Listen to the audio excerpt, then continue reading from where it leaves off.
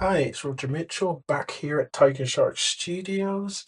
It's been a bit of a while, been working on some things, working on some projects, and I thought it'd be time to take a break just to relax a bit. And I'm back with some more Lego builds. And just to show you what I've picked up today, I've got a couple of new series. I've got, let's see if you can see that's the, if I could turn off the lights, try and get rid of that glare. There we go. So if I, oh, oh, oh, there we go. I can bounce the light. Got a bit of a bounce light there, yeah. But we're back, and I've got here. Um, got my Stranger Things.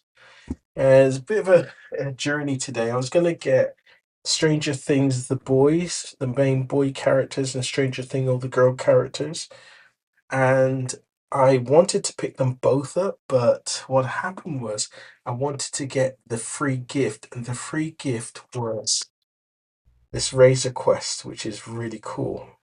Now, the only way to get this is that I had to buy a Star Wars set. So I got hold of the Star Wars Mandalorian and Grogu. I think this is, there you go.